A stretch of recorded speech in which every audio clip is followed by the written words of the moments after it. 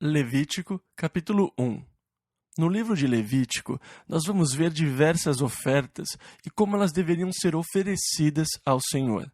Nós vamos ver algo que nos é muito estranho, porque esta aliança foi colocada de lado, descartada, quando Deus firmou uma nova aliança conosco. A aliança do sacrifício, o holocausto de animais, jamais poderia tornar alguém perfeito.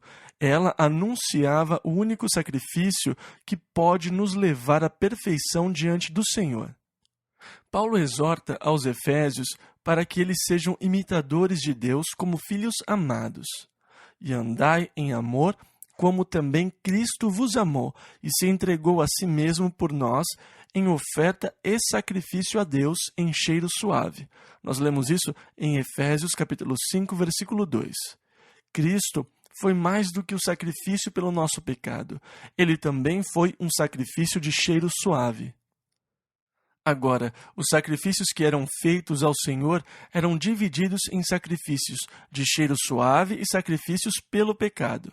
Havia 3 sacrifícios básicos de cheiro suave, e nós vamos falar sobre eles com mais detalhes durante o estudo. Havia o holocausto ou oferta queimada, que era a consagração. Havia oferta de alimentos. Algumas Bíblias dizem oferta de manjares ou de cereais. Deve-se dizer oferta de alimentos, porque ela era feita de flor de farinha e de azeite, e era um sacrifício de serviço a Deus. Também havia a oferta de sacrifício pacífico, que era de comunhão com Deus. Essas eram as ofertas de cheiro suave. Havia 2 ofertas pelo pecado, a oferta pelo pecado e a oferta de expiação. Nós vamos ver as diferenças entre ambas durante o estudo. É importante observar o versículo 3 do primeiro capítulo de Levítico, que diz que qualquer sacrifício ou oferta ao Senhor tinha que ser voluntária. O homem exerceu seu livre-arbítrio quando ele deixou a comunhão com Deus. É necessário que ele exercite o seu livre-arbítrio para voltar a ter comunhão com Deus. Por isso, Deus requer que seja voluntário. Deus não o força a amá-lo. Deus não o força a servi-lo. Deus não o força a ofertar. Isso deve ser feito da sua própria vontade, de forma voluntária. Quando alguém fosse oferecer um sacrifício animal, ele tinha que colocar a sua mão sobre o sacrifício antes de matá-lo. Colocar as mãos sobre a cabeça do animal era, em essência, a transferência de si mesmo para o animal, que depois morreria no seu lugar. No caso de sacrifício pelo pecado ou de expiação, colocava-se a mão sobre a cabeça do animal para que a sua culpa e o seu pecado pudesse ser transferido para o animal, e depois ele era morto pelos seus pecados. No caso da oferta queimada de consagração, também havia imposição de mãos e simbolizava que o animal tomava o meu lugar como oferta a Deus, como uma completa consagração a Deus. Vamos ver a palavra expiação aqui no capítulo 4, no final do versículo, que diz para a sua expiação. É importante mostrarmos a diferença entre a palavra expiação no Velho Testamento e no Novo Testamento. No Velho Testamento, expiação vem da palavra hebraica kafar, que quer dizer cobrir.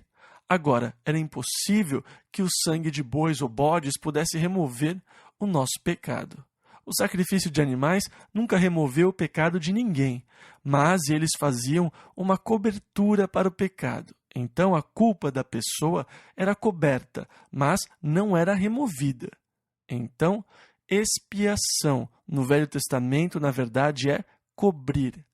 Kafar em hebraico. Quando você diz kafar, você pensa logo em cobertura. Mas, no Novo Testamento, os nossos pecados foram removidos pelo sacrifício de Jesus Cristo, de uma vez por todas. E assim, quando você estuda a velha aliança e todos os sacrifícios, você vê que a nova aliança que Deus estabeleceu por Jesus Cristo é muito superior. Nós deveríamos ser muito gratos pelo sacrifício de Jesus Cristo por nós. Por meio dele, o velho relacionamento com Deus, sob a lei, não é mais válido. Ele foi invalidado pela nova aliança em Jesus Cristo. O propósito dos sacrifícios, o propósito da aliança, era que Deus pudesse estabelecer uma base pela qual você pudesse ter comunhão com Ele. Quando Deus criou o homem, Ele tinha em mente e no coração criar o homem para que eles pudessem ter comunhão. Mas, para ter comunhão, que quer dizer unidade, para ter unidade com Deus, eu devo ser obediente à vontade dEle. Lá em Amós, no capítulo 3 e versículo 3, diz: porventura andarão dois juntos se não estiverem de acordo? Eu posso andar com Deus se eu não estiver de acordo? Eu não posso ter verdadeira comunhão com Deus se eu não estiver em harmonia com Deus. E então, Deus criou o homem para que ambos tivessem comunhão, mas a comunhão com Deus foi quebrada. Logo cedo, no Jardim do Éden, quando Adão e Eva desobedeceram o mandamento de Deus. E com a entrada do pecado, veio a quebra da comunhão com Deus. Agora, o homem está alienado de Deus, e Deus procurou restaurá-lo à comunhão. Mas a lei de Deus foi transgredida. E Deus disse: a alma que pecar certamente morrerá. No dia em que dela comerdes, certamente morrerás. Isso está escrito lá no começo de Gênesis, capítulo 2, versículo 17. E então aqui está a lei que foi quebrada e a punição também. E para que a comunhão entre Deus e o homem pudesse ser restaurada, Deus teve que fazer algo com relação à lei. E então Deus estabeleceu o sistema de sacrifícios no Velho Testamento. O animal se tornou o substituto do homem e era morto em seu lugar. Como nós já falamos, você colocava as mãos sobre o animal para que houvesse uma transferência de você para o animal e depois o animal morria no seu lugar. Ele se tornava o seu substituto e pela morte dele o seu pecado era coberto. Você podia ter comunhão com Deus enquanto não pecasse de novo. Se pecasse, você teria que levar outro animal. E então, se você não fosse muito rico, e se não tivesse muito gado, você estaria encrencado no que diz respeito à comunhão com Deus. Agora, aquela aliança falhou em levar o homem a ter plena comunhão com Deus. O que ela fez foi apontar para o dia que Deus mandaria o seu único filho como cordeiro sacrificado pelos nossos pecados. E então, lemos em 1 Pedro, capítulo 1, versículos 18 e 19. Não foi com coisas corruptíveis, como prata ou ouro, que fostes resgatados da vossa vã maneira de viver, mas com o precioso sangue de Cristo, como de um cordeiro imaculado e incontaminado. E então, quando nós estudamos os sacrifícios, nós devemos entender que todos eles apontavam para Jesus Cristo. E eles diziam: não somos nós não conseguimos, mas virá um que vai conseguir. E todos eles anunciavam o perfeito sacrifício que Deus ofereceria quando Jesus Cristo fosse crucificado e diante do Pai fizesse a expiação. Eu me tornei um com Deus por Jesus Cristo. O seu sangue reconciliou ou tornou possível a expiação dos meus pecados, para que eu pudesse ter essa maravilhosa comunhão com Deus. E então, nós chegamos às ofertas, e o capítulo 1 fala da oferta queimada.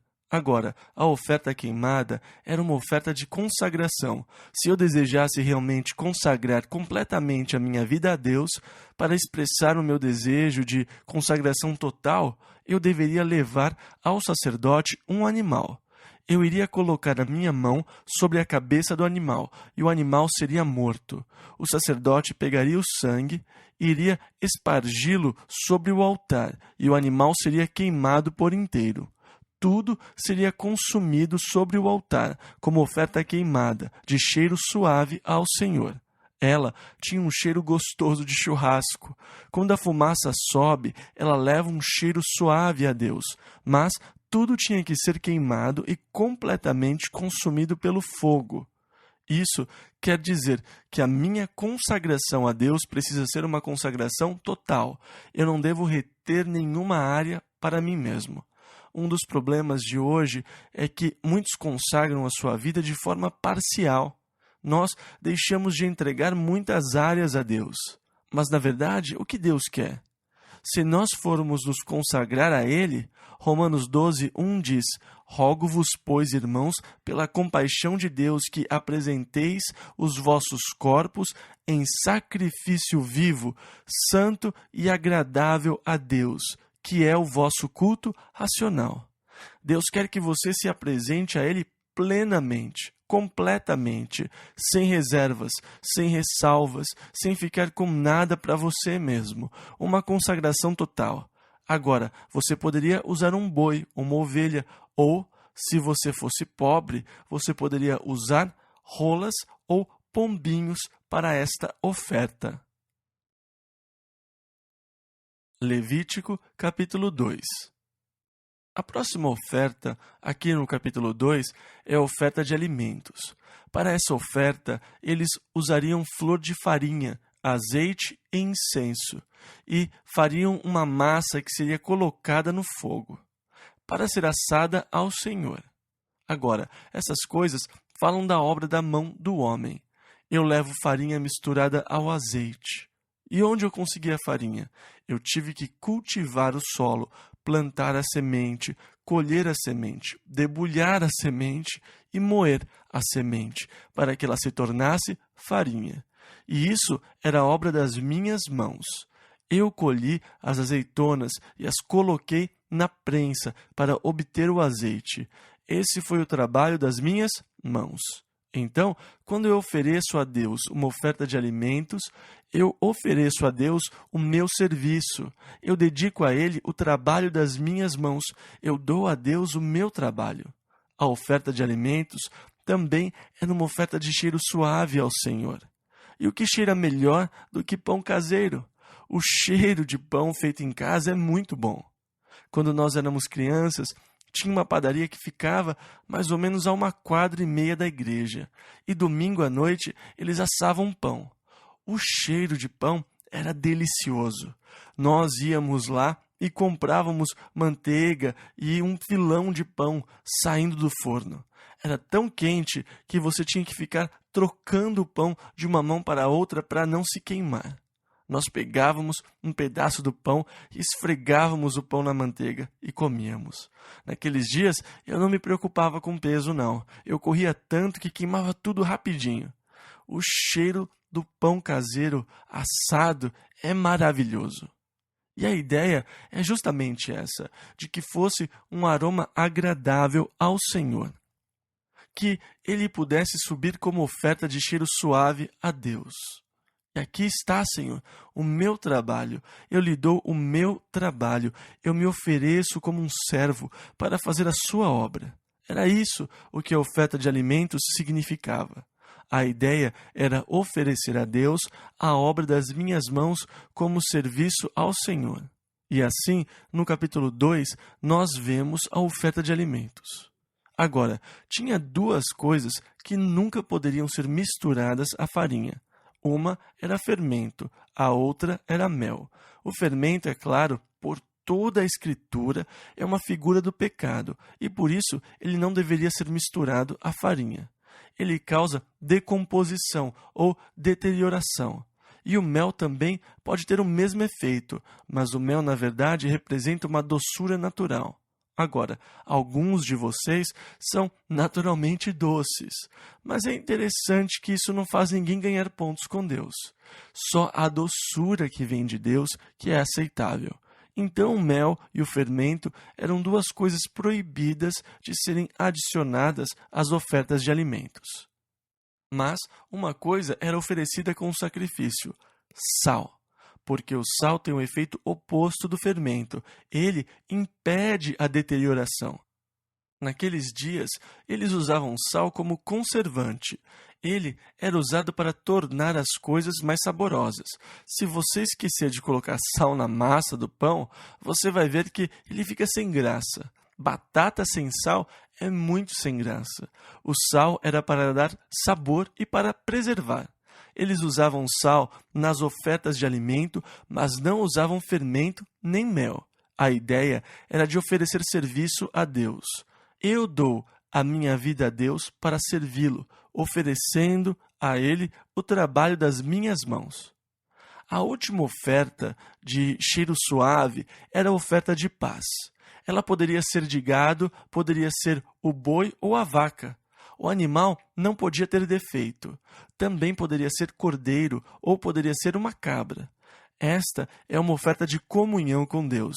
Nessa oferta, uma parte lhe seria devolvida para que você comesse. A ideia era: Deus, eu lhe dou isso.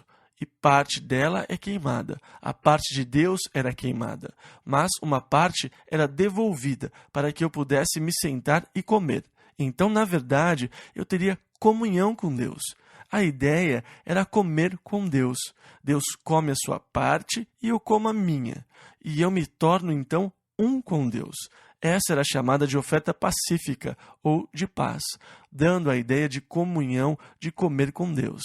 É interessante que, no Novo Testamento, Jesus sempre procurou comer com as pessoas. Na verdade, qual foi a última mensagem de Jesus à igreja, na Epístola do Senhor à igreja? Ele disse lá em Apocalipse 3:20, Eis que estou à porta e bato. Se alguém ouvir a minha voz e abrir a porta, entrarei em sua casa, e com ele cearei, e ele comigo. Isso porque o Senhor sempre gostou de comer com o povo. Na cultura deles, fazer uma refeição juntos fala sobre uma comunhão profunda. As pessoas participam de uma profunda comunhão porque elas se tornam parte uma da outra. Naqueles dias, era assim que as famílias tomavam sua refeição. Você tem uma grande perna de carneiro, mas você não tem talheres. Os seus dedos são os seus talheres. Você tira um pedaço de carne e o seu amigo tira outro pedaço de carne. Vocês estão comendo juntos, depois de pegar uma porção da mesma perna de carneiro que ele pegou. Então, vocês estão comendo da mesma perna. A mesma perna de carneiro que está alimentando você também está me alimentando. A perna de carneiro que está se tornando parte do seu corpo está se tornando parte do meu.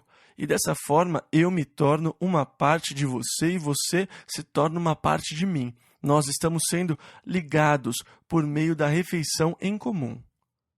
Depois que nós terminamos a refeição, nós pegamos e partimos um pedaço de pão. Eles não tinham guardanapos naqueles dias e usavam o pão como guardanapo. Você tirava a gordura e o caldo dos seus dedos com o pão. Depois você comia o pão ou, quase sempre, aquele pedaço de pão era jogado aos cachorrinhos, que ficavam embaixo da mesa. O último pedaço de pão era usado para limpar as mãos. Mas, por comer do mesmo pão, da mesma carne, por participar da mesma mesa, da mesma sopeira, nós nos tornamos parte um do outro. Eles consideravam a refeição dessa maneira. Por isso, eles nunca comiam com os seus inimigos. Eles não queriam se tornar parte dos seus inimigos. Por isso, o judeu sempre tomava muito cuidado para não comer com um gentil. Por nada deste mundo ele queria se tornar um com um gentil. Por isso, havia uma separação rigorosa. O judeu nunca comia com um gentil, por causa do medo de se tornar uma parte de um gentil ou de um gentil se tornar uma parte dele. E então, esta é a ideia de oferta pacífica, ou da oferta de sacrifício ao Senhor. Uma parte dela é do Senhor, assada e entregue a Ele, mas uma parte do assado me é devolvida, e eu como dela. Eu me sento, então, para comer com Deus. E nos dias de grande festa, a maioria das ofertas levadas pelo povo era de ofertas pacíficas. E os dias faziam jus ao nome. Eram dias de grande festa. A festa da Páscoa, a festa de Pentecostes, a festa dos tabernáculos, eram todas grandes festas. O povo ia e levava todo tipo de comida. Era um grande banquete. Eram feriados com 7 dias de banquete. Havia muitos sacrifícios. As ofertas pacíficas eram feitas e depois você recebia a sua parte. E a ideia era de que o povo se sentasse e participasse de um banquete com Deus. E, na verdade, este é um pensamento lindo. Olha, seria maravilhoso se nós tivéssemos festas de 7 dias com Deus aqui. Um dia desses, quem sabe? A ideia de que vamos nos sentar com o Senhor e ter um banquete com Ele, que vamos entender a unidade que nós temos com Ele. É a ideia de um banquete do Senhor com o seu povo. Levítico, capítulo 4. E aqui, no capítulo 4, nós vemos a oferta pelo pecado. Primeiro, Deus disse aqui no versículo 2, quando uma alma pecar por ignorância contra alguns dos mandamentos. É interessante observar que os pecados por ignorância precisam de perdão. Nós sempre ouvimos que a ignorância da lei não é desculpa. Isso, na verdade, vem de Deus, porque Deus forneceu meios de perdão para os pecados da ignorância. O pecado é relacionado à ignorância com frequência. E, na verdade, a transgressão nunca é relacionada à ignorância. O pecado é relacionado à ignorância, porque há uma grande diferença entre pecado e transgressão. E, assim, há uma diferença entre oferta de pecado e de transgressão. Os pecados, frequentemente, eram cometidos por ignorância. Eu não sabia. E a raiz da palavra pecado quer dizer errar o alvo. Em grego é amartia, errar o alvo. Agora, eu poderia tentar acertar o alvo, mas acabar errando. Isso é pecado. Muitas pessoas não queriam pecar, mas estão pecando. Elas estão tentando não pecar. Elas estão fazendo de tudo para não pecar, mas elas ainda estão pecando. Elas ainda estão errando o alvo, porque a palavra pecado quer dizer errar o alvo. Transgressão não é ignorância. Ela é mais do que errar o alvo. É errar o alvo deliberadamente. Eu sei o que eu estou fazendo. Eu sei que Deus não quer que eu faça isso, mas eu faço mesmo assim. Isso é transgressão. É um ato deliberado e voluntário contra Deus. Muitas vezes, quando nós lidamos com o pecado, é por ignorância. Frequentemente, quando lidamos com o pecado, estamos lidando com ignorância. A pessoa não sabia que era pecado, mas, mesmo assim, ela tem que fazer algo a respeito. Quando Jesus estava sendo pregado à cruz, ele orou: Pai, perdoa-lhes, porque não sabem o que fazem. Foi pecado por ignorância, mas, mesmo assim, precisava de perdão de Deus. Pai, perdoa-lhes. Eles precisavam do perdão, embora o pecado estivesse, na verdade, sendo feito na ignorância, sem que eles soubessem o que estavam fazendo. E então, se alguém pecar contra o Senhor por ignorância, ele, versículo 3 aqui, oferecerá ao Senhor pelo seu pecado que cometeu um novilho sem defeito por expiação do pecado. E lembrando, colocar a mão sobre a cabeça do animal era para transferir a culpa para o animal, que depois seria morto. O sacerdote vai pegar o sangue e, versículos 6 e 7, molhará o seu dedo no sangue, e daquele sangue espargirá 7 vezes diante do véu do santuário. Também o sacerdote porá daquele sangue sobre as pontas do altar, e o restante do sangue do novilho derramará à base do altar. Então, eles deveriam pegar parte do novilho, que seria a gordura, os rins, o fígado, e queimar no fogo do altar. Versículos 11 e 12. Mas o couro do novilho e toda a sua carne, com a sua cabeça e as suas pernas, e as suas entranhas e o seu esterco, enfim, o novilho todo levará fora do arraial a um lugar limpo, onde se lança a cinza, e o queimará com fogo sobre a lenha, onde se lança a cinza se queimará. Então, a pele e tudo mais era levado e queimado numa fogueira, fora do acampamento, onde eram levadas as cinzas das ofertas queimadas. Havia um lugar, fora do arraial, para onde eles levavam o animal, quer dizer, a pele, a carne, as entranhas e tudo mais. Agora, voltando à primeira oferta, a de consagração, o sacerdote podia ficar com o couro. Eles fariam túnicas e outras coisas com o couro. Então, as túnicas de pele de carneiro e dos outros animais eram usadas pelos sacerdotes, porque eles ficavam com essa parte da oferta. Mas, quando era oferta pelo pecado, o sacerdote não podia ficar com as peles, que tinham de ser levadas para fora do arraial e queimadas completamente com as outras partes. Versículos 13 e 14.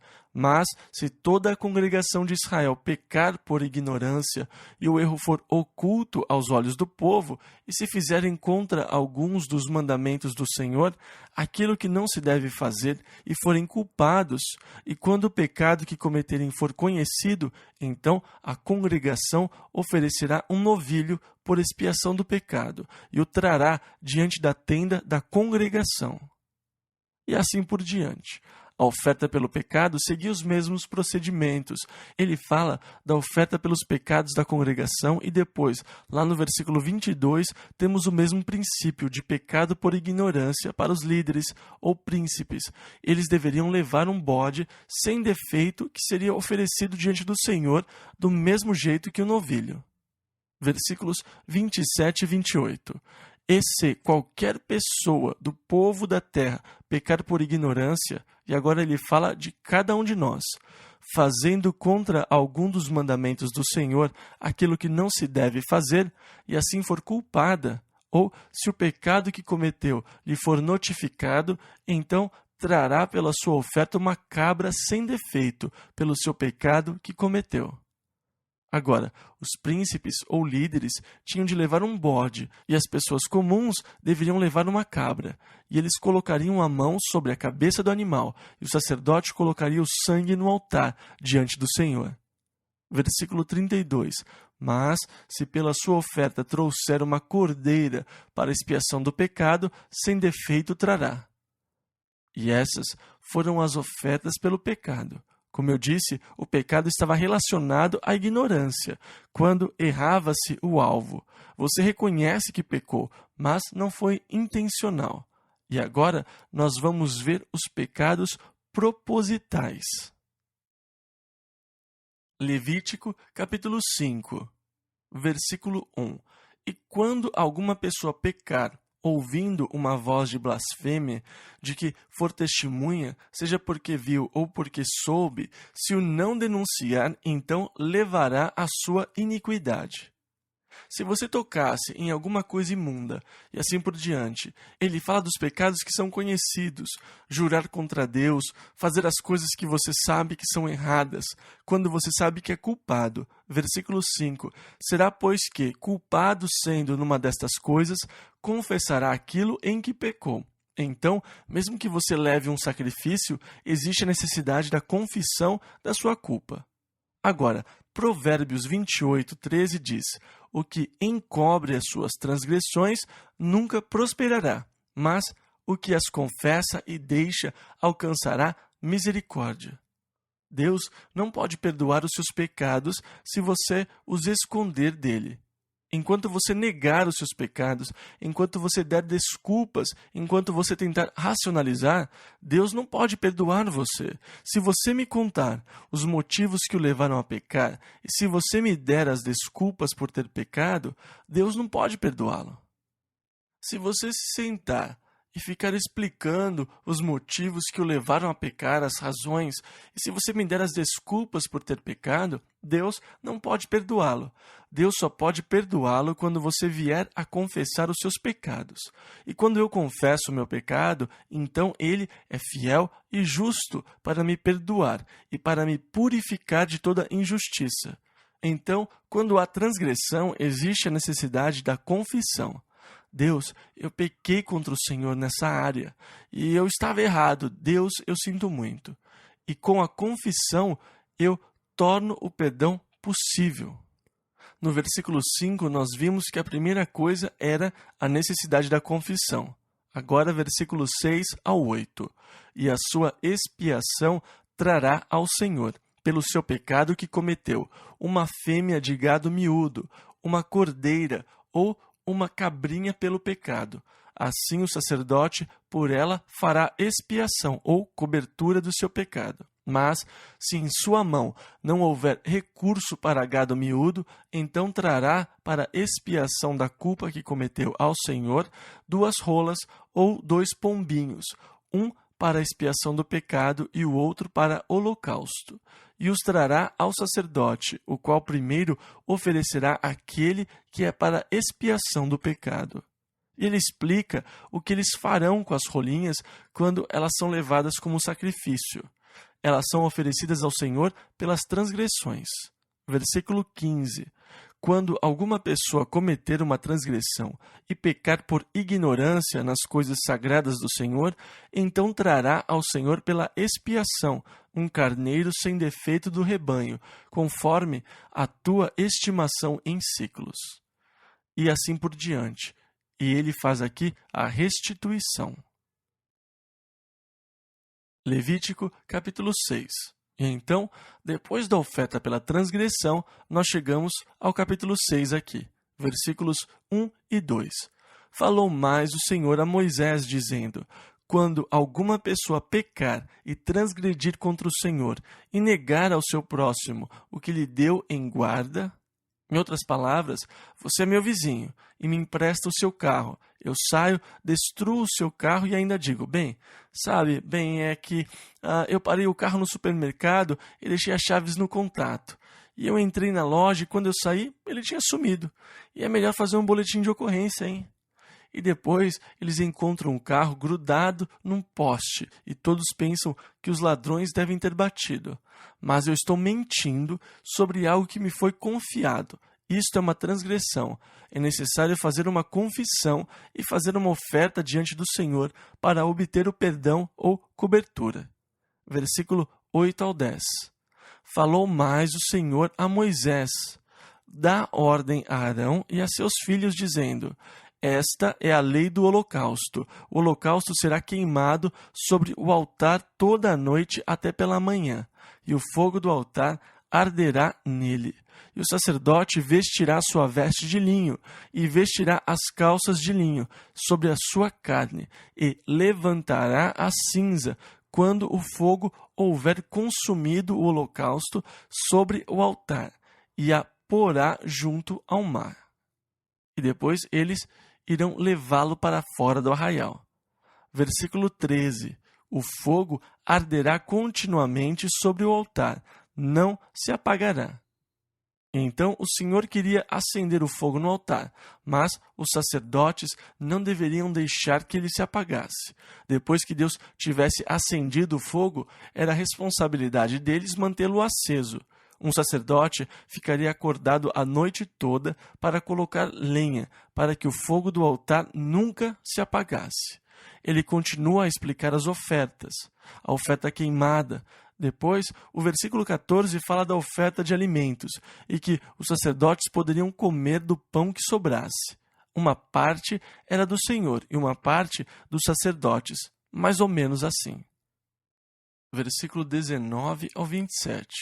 Falou mais o Senhor a Moisés, dizendo: esta é a oferta de Arão e de seus filhos, a qual oferecerão ao Senhor no dia em que ele for ungido, a 10ª parte de um efá de flor de farinha pela oferta de alimentos contínua, a metade dela pela manhã e a outra metade à tarde. Numa caçoula se fará com azeite, cozida a trarás, e os pedaços cozidos da oferta oferecerás em cheiro suave ao Senhor. Também o sacerdote, que de entre seus filhos for ungido em seu lugar, fará o mesmo. Por estatuto perpétuo será ela toda queimada ao Senhor. Assim, toda a oferta do sacerdote será totalmente queimada, não se comerá. Isto é, se o próprio sacerdote tiver feito a oferta. Falou mais o Senhor a Moisés, dizendo: fala a Arão e a seus filhos, dizendo: esta é a lei da expiação do pecado. No lugar onde se degola o holocausto, se degolará a expiação do pecado perante o Senhor. Coisa santíssima é. O sacerdote que a oferecer pelo pecado a comerá. No lugar santo se comerá, no pátio da tenda da congregação. Tudo o que tocar a carne da oferta será santo, se o seu sangue for espargido. Agora, o sacerdote ficava com uma parte da oferta. Eles podiam ficar com uma parte do que o povo ofertava para eles mesmos. De certa forma, isso seria um pagamento ao sacerdote, mas a coisa se corrompeu. Vocês se lembram quando, mais tarde, Eli era o sacerdote na época de Samuel?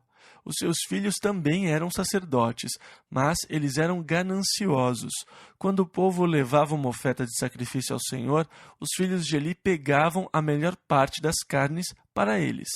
Se as pessoas reclamassem, eles criavam dificuldades, os amaldiçoavam, essas coisas. E então Eli teve problemas porque não repreendeu os seus filhos em relação a isso. Mas o pior é que eles estavam criando na mente das pessoas um sentimento negativo sobre Deus, porque eles eram sacerdotes e representavam Deus diante do povo. Por causa da ganância, eles estavam distorcendo a imagem de Deus, de tal forma que o povo não queria levar sacrifícios ao Senhor. Isso por causa da maneira terrível que os filhos de Eli os tratavam. Por isso, por falhar em repreender e corrigir os seus filhos a esse respeito, Eli foi julgado pelo Senhor. Levítico, capítulo 7. Aqui no capítulo 7, nós temos uma espécie de repetição, onde Deus fala da oferta de transgressão e faz alguns acréscimos ao que já tinha sido dito. No versículo 11, Deus fala da oferta de paz. A oferta de paz também era oferta de ação de graças. Era comunhão, mas comunhão em ação de graças a Deus. E ele fala que esta era uma oferta alçada. Agora, a oferta alçada é a oferta que eles levantariam diante de Deus num movimento para o alto. A oferta de movimento era quando eles a moviam para frente e para trás diante de Deus. Por isso, você também lê sobre as ofertas de movimento e a oferta alçada. As exigências e os detalhes para os sacrifícios das ofertas pacíficas estão no capítulo 7. Levítico, capítulo 8. Chegamos então aqui ao capítulo 8. E agora Deus lhes deu as diversas ofertas e os regulamentos que regiam as ofertas. Como elas deveriam ser oferecidas, quem as ofereceria, que parte o povo poderia comer, que parte seria queimada, onde ela seria queimada, qual era a parte do sacerdote. Deus lhes explicou tudo sobre as ofertas. Versículo 1 ao 6. Falou mais o Senhor a Moisés, dizendo: Toma a Arão e a seus filhos com ele, e as vestes, e o azeite da unção, como também o novilho da expiação do pecado, e os 2 carneiros, e o cesto dos pães ázimos. E reúne toda a congregação à porta da tenda da congregação. Fez, pois, Moisés como o Senhor lhe ordenara, e a congregação reuniu-se à porta da tenda da congregação. Então disse Moisés à congregação: Isto é o que o Senhor ordenou que se fizesse. E Moisés fez chegar a Arão e a seus filhos, e os lavou com água. Ele os levou a uma grande pia de cobre, uma banheira que ficava na frente do tabernáculo. Moisés lavou Arão e os filhos de Arão. Moisés colocou sobre eles as vestes de sacerdote e sobre Arão as vestes de sumo sacerdote. E aqui Arão usa pela primeira vez o manto esplêndido de sumo sacerdote, o peitoral, o urim e o tumim, e sobre a cabeça a mitra com a pequena placa de ouro que dizia: Santidade ao Senhor. E assim, essa é a primeira vez que Arão é vestido com a roupa de sumo sacerdote. Versículo 10. Então Moisés tomou o azeite da unção e ungiu o tabernáculo e tudo o que havia nele e o santificou. O tabernáculo está montado agora. Chegou a hora de dedicá-lo e santificá-lo ao Senhor. A palavra santificar quer dizer separar para uso exclusivo. Ele tinha um só uso. Ele estava lá exclusivamente para que o homem tivesse um lugar para se encontrar com Deus. Ele não era para ser usado como retiro de encontro de mães ou algo assim. Ele era um lugar onde as pessoas só iam para se encontrar com Deus. Versículos 11 e 12. e dele espargiu 7 vezes sobre o altar, e ungiu o altar e todos os seus utensílios, como também a pia e a sua base, para santificá-las. Depois derramou do azeite da unção sobre a cabeça de Arão, e ungiu para santificá-lo. E então eles pegaram o azeite da unção e ungiram todas as coisas do tabernáculo, e ungiram o tabernáculo. Tudo foi ungido, tudo foi separado para Deus, e as coisas seriam usadas só para Deus. Depois Arão também seria usado só para Deus. Ele seria um instrumento de Deus, portanto, Arão foi ungido com o azeite. Versículos 13 e 14. Também Moisés fez chegar os filhos de Arão, e vestiu-lhes as túnicas, e cingiu-os com o cinto, e apertou-lhes as tiaras, como o Senhor ordenara a Moisés. Então fez chegar o novilho da expiação do pecado. Agora que eles estão sendo separados como sacerdotes, a primeira coisa que tinha que ser feita era o sacrifício pelos seus pecados. Eles eram pecadores, como qualquer um. Por isso, antes que eles pudessem começar a servir ao Senhor e antes de agir como representantes de Deus junto ao povo, uma oferta pelos pecados deles tinha que ser feita. E todos os anos, no Yom Kippur, o sumo sacerdote oferecia um sacrifício no Santo dos Santos pelo pecado da congregação. O primeiro sacrifício que ele fazia no Yom Kippur era a oferta pelo seu próprio pecado. Ele tinha que cuidar do seu pecado. Então, a sua própria oferta de pecado era feita primeiro. Ele tinha que sacrificar por si, antes de poder sacrificar pelo povo. Então, quando o tabernáculo foi armado pela primeira vez, a primeira oferta feita foi a oferta de Arão e dos seus filhos, para que eles pudessem ser santificados para ministrar ao Senhor. E tendo feito o sacrifício pelo pecado, versículo 18, depois fez chegar o carneiro do holocausto. Agora que deram um jeito nos pecados, eu posso consagrar a minha vida a Deus. Então, a ideia era, primeiro, a expiação pelos pecados dos sacerdotes, depois, a consagração das suas vidas. Uma total consagração a Deus. Versículos 22 e 23. Depois fez chegar o outro carneiro, o carneiro da consagração. E Arão com seus filhos puseram as suas mãos sobre a cabeça do carneiro. E degolou-o. E Moisés tomou do seu sangue e o pôs sobre a ponta da orelha direita de Arão, e sobre o polegar da sua mão direita, e sobre o polegar do seu pé direito. E esse foi um ato simbólico de consagração. Sejam seus ouvidos consagrados para que ouçam a voz de Deus. Sejam suas mãos consagradas para que façam apenas a obra de Deus. Sejam seus pés consagrados para que andem apenas no caminho de Deus. E então, essa era a ideia ao consagrarem os ouvidos, as mãos e os pés do homem. Uma espécie de total autoconsagração ao Senhor. Depois houve outra unção, no versículo 30. Tomou Moisés também do azeite da unção e do sangue que estava sobre o altar, e o aspergiu sobre Arão, e sobre as suas vestes, e sobre os seus filhos, e sobre as vestes de seus filhos com ele. E santificou a Arão e as suas vestes, e seus filhos, e as vestes de seus filhos com ele.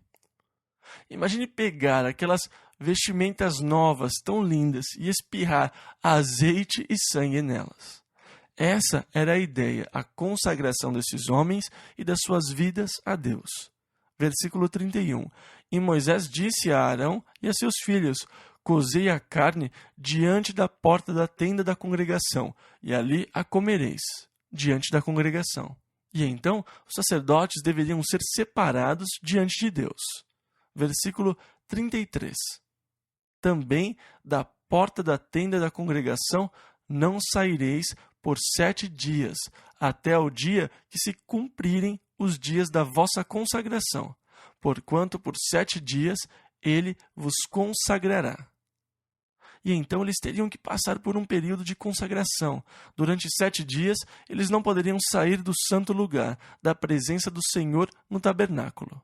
Versículos 35 e 36. Ficareis, pois, à porta da tenda da congregação dia e noite por 7 dias, e guardareis as ordenanças do Senhor, para que não morrais, porque assim me foi ordenado. E Arão e seus filhos fizeram todas as coisas que o Senhor ordenara pela mão de Moisés. Levítico, capítulo 9. Versículo 1. E aconteceu ao dia 8º que Moisés chamou Arão e seus filhos e os anciãos de Israel, e disse a Arão: Toma um bezerro para expiação do pecado e um carneiro para holocausto, sem defeito, e traze-os perante o Senhor. Agora, Arão vai começar o seu ministério, primeiro com um bezerro para expiação do pecado, um carneiro para holocausto. Versículos 3 e 4.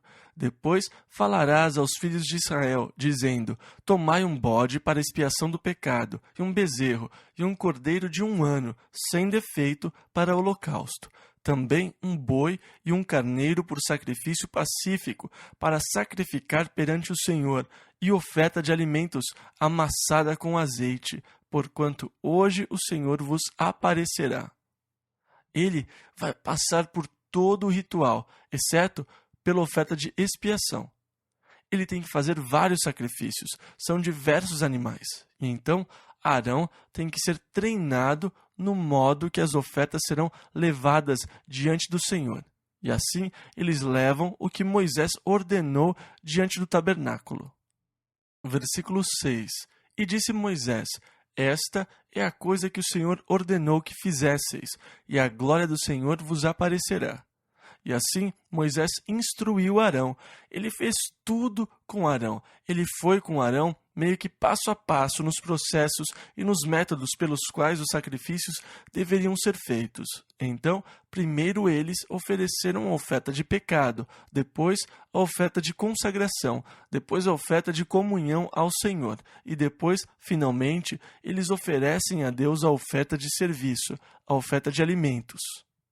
Versículo 22. Depois, Arão levantou as suas mãos ao povo e o abençoou, e desceu, havendo feito a expiação do pecado e holocausto e oferta pacífica. E então Arão foi e ofereceu sacrifícios diante do Senhor. Agora, a congregação de Israel está reunida e Arão sai e abençoa o povo. Aqui nós podemos ver a função dupla dos sacerdotes. Ele ia diante de Deus para representar o povo, porque nós não podíamos ir diretamente a Deus. O nosso pecado nos separava de Deus. Se eu quisesse me aproximar de Deus sob a velha aliança, eu tinha que ir ao sacerdote com uma oferta, e o sacerdote a levaria diante de Deus por mim. Depois de ir diante de Deus por mim, ele voltava e me abençoava em nome de Deus. Agora, mais adiante, em Levítico, nós veremos a bênção pela qual Deus abençoava o povo. Quando Arão saía, ele trazia uma linda bênção para o povo, porque agora ele estava representando Deus diante do povo. E então, depois dos sacrifícios, ele sai e abençoa o povo, pois é o representante de Deus diante do povo. Ele leva a bênção de Deus sobre eles. Versículo 23. Então, entraram Moisés e Arão na tenda da congregação. Depois saíram e abençoaram ao povo, e a glória do Senhor apareceu a todo o povo. Moisés continuou dizendo: Hoje vocês verão a glória do Senhor. Vamos fazer tudo corretamente, porque hoje vocês verão a glória do Senhor. E a glória do Senhor apareceu a todo o povo. Como? De que forma? Nós não sabemos. Mas todos eles souberam e tiveram consciência de que era a glória de Deus, por uma das formas que foi demonstrada. Versículo 24. Porque o fogo saiu de diante do Senhor e consumiu o holocausto e a gordura sobre o altar, o que vendo todo o povo, jubilaram e caíram sobre as suas faces. E então lá estava o altar, A madeira estava sobre o altar, a gordura e partes da carne do animal da oferta queimada estavam sobre o altar. E de repente, como uma combustão espontânea, saiu fogo diante de Deus. E os sacrifícios foram consumidos. E o povo, ao ver o milagre, começou a gritar, todos exaltados, e caíram sobre o rosto e adoraram a Deus. Levítico capítulo 10, versículo 1.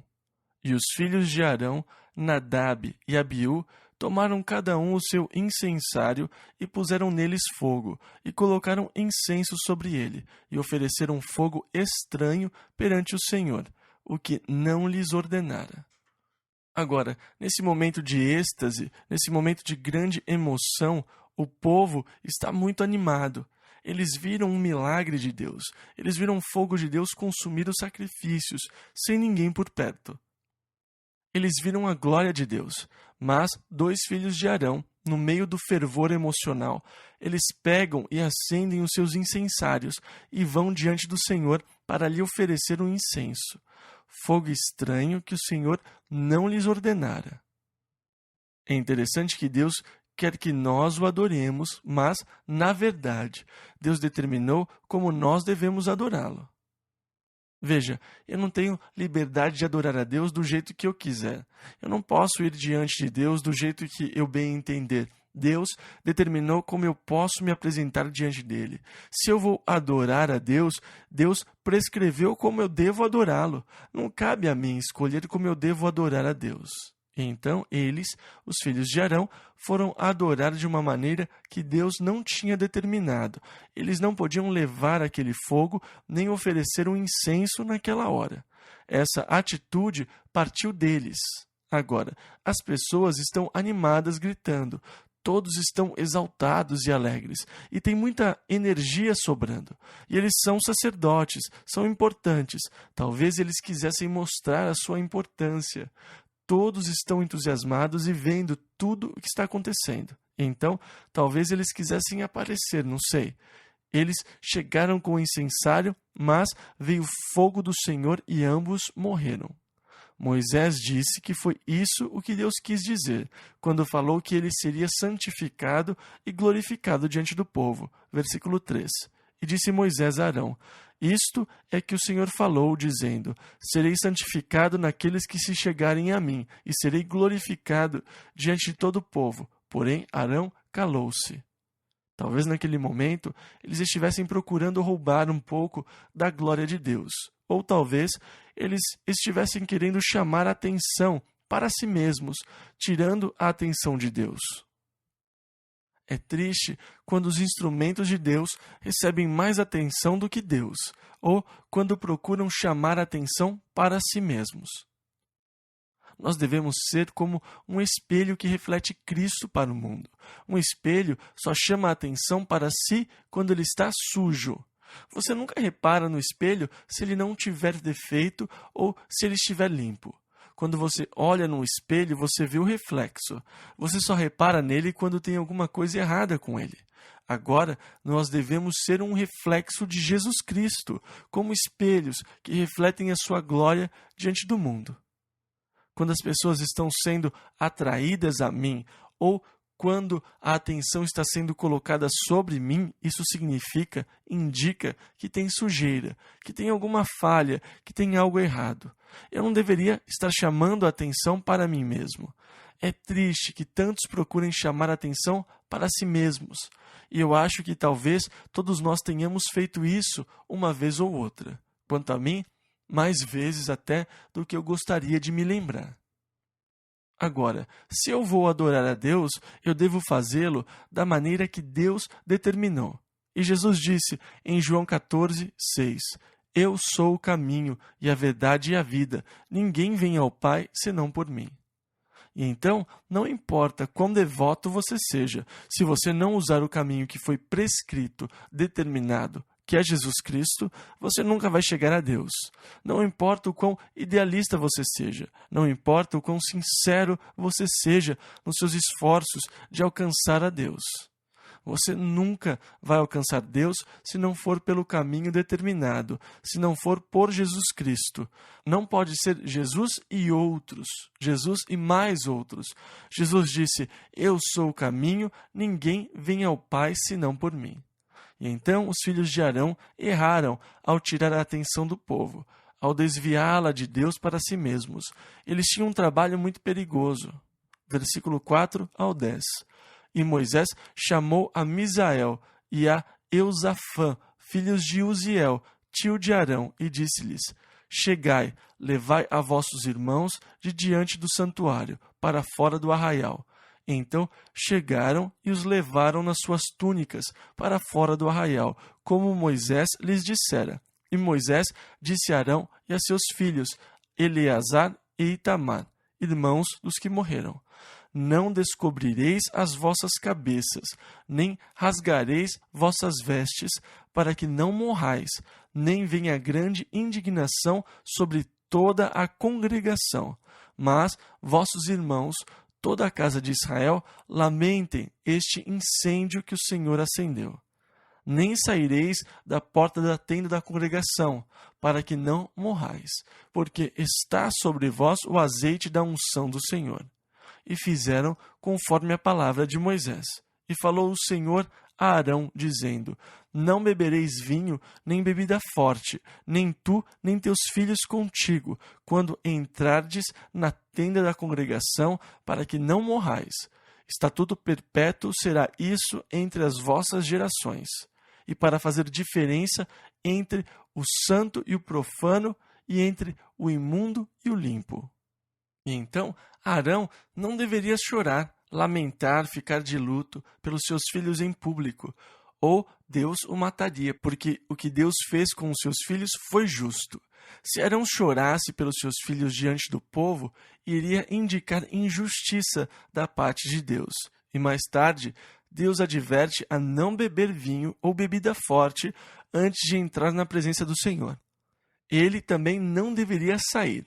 O azeite da unção estava sobre ele. Ele deveria ficar onde estava. Não deveria sair de lá enquanto o azeite da unção estivesse sobre ele. Deus adverte para que você não beba vinho nem bebida forte quando estiver fazendo a obra de Deus, para que você esteja lúcido e possa discernir entre o santo e o profano, entre o limpo e o imundo. Talvez seja uma indicação de que o fogo estranho dos filhos de Arão, na verdade, tenha sido embriaguez, que eles tenham agido sob estímulos falsos, sem capacidade de discernir as suas próprias ações por causa da bebida. As suas mentes estariam confusas e sem clareza. Pode ser que o que tenha causado a morte deles tenha sido a incapacidade de responder a Deus de maneira certa. Em Provérbios, nós lemos que o vinho não é bom para os reis. Por quê? Porque ele prejudica o julgamento, ele causa perda da inibição, ele faz com que o pensamento seja prejudicado. Fique confuso. Deus quer que a sua mente esteja clara quando você o adorar. Quando você o servir, Ele não quer que haja sob algum falso estímulo. Agora, Ele aceita as pessoas em qualquer condição. Nós vemos Deus operar milagres maravilhosos, tirando jovens do vício, das drogas. Nós temos visto o Senhor pegar e cuidar desses jovens. Ele faz com que eles sejam libertos. Mas muitos jovens estão nos bares, neste momento, chorando e dizendo como eles são horríveis e o quanto eles precisam de Deus. Mas amanhã eles voltam a falar mal e a amaldiçoar como sempre fazem. Era a bebida que estava agindo, por isso o arrependimento não é verdadeiro, não aconteceu nos seus corações. O arrependimento não partiu de uma mente limpa, por isso não tem nenhum valor. Deus quer que você esteja com as suas capacidades mentais em ordem quando estiver diante dele. Ele quer que você pense no que você está fazendo, que é o seu culto racional. Venham, vamos refletir juntos, diz o Senhor. Ele quer que você possa pensar e raciocinar sobre as coisas, para ver a diferença, para saber o que você está fazendo. Quando Davi falou sobre o louvor, ele disse: cantai louvores com inteligência. E eu acho que muitas vezes as pessoas louvam a Deus sem entendimento. Você entra numa rotina. Ah, glória a Deus, aleluia, louvado seja o Senhor, aleluia. Você profere palavras de louvor, mas o seu pensamento está a 1.000.000 de quilômetros de distância. O louvor se torna totalmente sem valor, sem sentido. Na verdade, é quase um insulto a Deus louvá-lo com uma mente vazia, quando você pensa em outra coisa enquanto profere louvores da boca para fora. Isso é um insulto. Se você começar a conversar comigo, mas usar repetições sem sentido e conversa fiada, eu sei que a sua mente está vagando em outro lugar, que você não está pensando no que está falando, você só está conversando para articular palavras. Isso seria ofensivo, mas mesmo assim nós fazemos isso com Deus. Glória a Deus, aleluia, louvado seja Deus, aleluia, Jesus. E por aí vai. Nós entramos numa monotonia. E o nosso pensamento começa a viajar e vagar. Gente, será que vai chover em janeiro quando eu for para a praia? Praia com chuva não dá certo. E, glória a Deus, aleluia, louvado seja o Senhor. Como isso deve insultar a Deus? Ele quer que você tenha um pensamento lúcido. Eu acho que às vezes é bom orar com os olhos fechados, mas às vezes eu acho que é bom orar com os olhos abertos. Eu gosto de me sentar na minha cadeira e conversar com Deus, como se Ele estivesse sentado na minha frente. E eu falo com Deus num tom de conversa. A nossa ideia de oração, de alguma forma, é confusa. Nós até temos uma voz de oração e um estilo de oração, e às vezes usamos um vocabulário diferente nas orações, porque ele parece ser mais espiritual. Ó Senhor, Tu criaste os céus e a terra, com tuas mãos poderosas, tu formaste os mares, e agora nós nos chegamos a ti. E normalmente nós temos uma voz de oração, e nós carregamos na voz, porque também parece mais espiritual. Ó Senhor, como necessitamos de ti, coisas assim, com um pouco de tremor na voz, demorando nas palavras. E a oração se torna mais efetiva, né? Se os seus amigos dissessem: ó doutor, eu estou sentindo isso, você vai pensar: o que está acontecendo? Mas quando algumas pessoas oram, elas usam um tom de voz totalmente desnecessário no que diz respeito à oração. Eu acho que é ótimo conversar com Deus de maneira inteligente, quando você pensa no que vai dizer. Eu tenho certeza que Ele gosta disso. E então, Deus quer um pensamento claro. Ele adverte os sacerdotes a não beberem vinho nem bebida forte. Agora, isso é interessante porque é consistente com o Novo Testamento. Os administradores da igreja, os bispos, não deviam ser dados a vinho ou bebida forte. Então, Deus declarou que isso seria para sempre, no sacerdócio e depois para a igreja. Qualquer pastor ou superintendente da igreja não deve beber vinho nem bebida forte, porque ele tem de manter a lucidez. O apóstolo Paulo disse: todas as coisas me são lícitas. Ele acrescentou: mas eu não me deixarei dominar por nenhuma. Eu não vou usar a liberdade que eu tenho em Cristo de maneira que me permita fazer coisas que me coloquem sob a influência ou poder dessas mesmas coisas. Claro que eu sou livre, claro que eu posso fazê-las, mas seria estupidez da minha parte porque isso pode me colocar sob o seu poder. Eu poderia acabar sob o poder ou sob a influência da droga, da bebida, do que fosse, e eu não seria mais livre. Aquilo que eu prezo tanto, a minha gloriosa liberdade em Cristo, é algo que eu tenho que guardar com muito cuidado, porque é muito fácil exercitar a minha liberdade de maneira que me leve à dependência. Ele exerceu a sua liberdade de tal forma que nunca mais foi livre. E é possível que você exerça a sua liberdade de tal forma a se tornar escravo dela. E isso não é muito sábio, porque você deixaria de ser livre. E então, o Senhor disse que queria que eles estivessem lúcidos, para que eles pudessem fazer diferença entre o santo e o profano, e que eles pudessem ensinar aos filhos de Israel todos os estatutos que o Senhor tinha falado por Moisés. Versículo 12 ao 14. E disse Moisés a Arão, e a Eleazar, e a Itamar, seus filhos, que lhe ficaram: tomai a oferta de alimentos, restante das ofertas queimadas do Senhor, e comei-a sem levedura junto ao altar, porquanto é coisa santíssima. Portanto, a comereis no lugar santo, porque isto é a tua porção e a porção de teus filhos, das ofertas queimadas do Senhor, porque assim me foi ordenado. Também o peito da oferta movida e a espádua da oferta alçada comereis em lugar limpo, tu e teus filhos e tuas filhas contigo, porque foram dados por tua porção e por porção de teus filhos, dos sacrifícios pacíficos dos filhos de Israel. E Arão e os seus filhos fizeram como Moisés ordenou.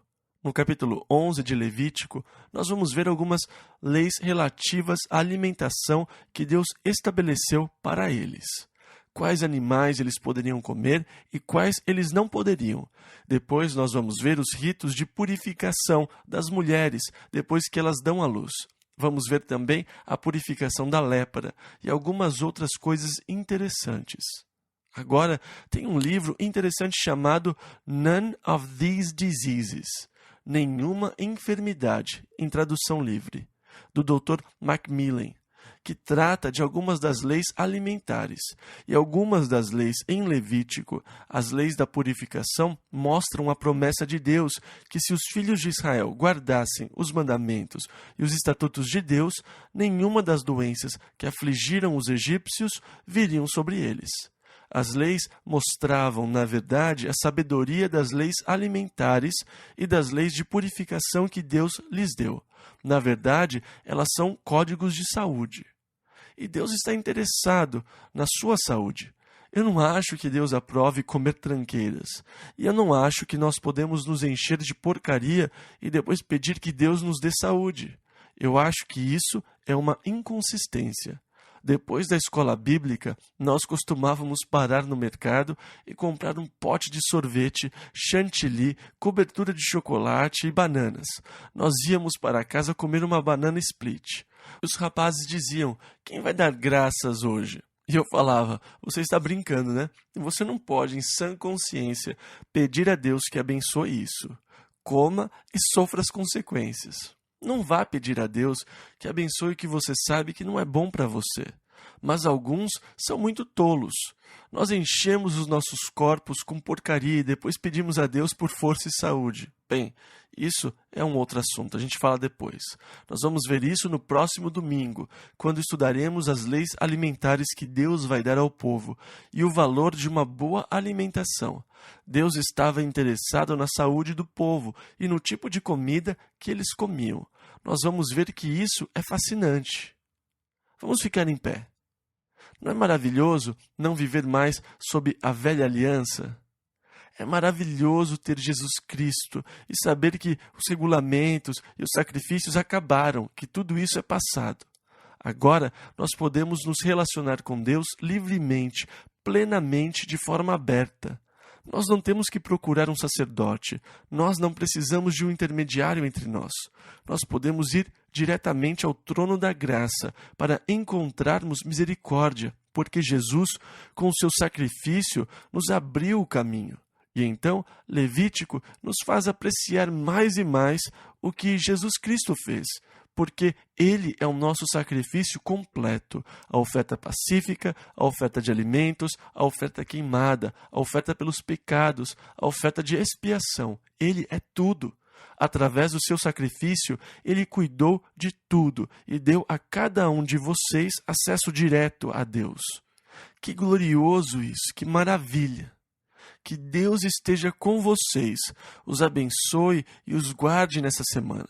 Tenha uma semana linda em Jesus, na sua comunhão com Ele, que vocês possam experimentar mais e mais da glória de Deus sobre as suas vidas. Eu estou convencido que Deus quer revelar novamente a sua glória ao seu povo. Que nessa semana Ele possa nos ministrar sobre o seu amor e a sua graça, e que vocês sejam fortalecidos e abençoados no seu caminhar com Ele, em nome de Jesus. Amém.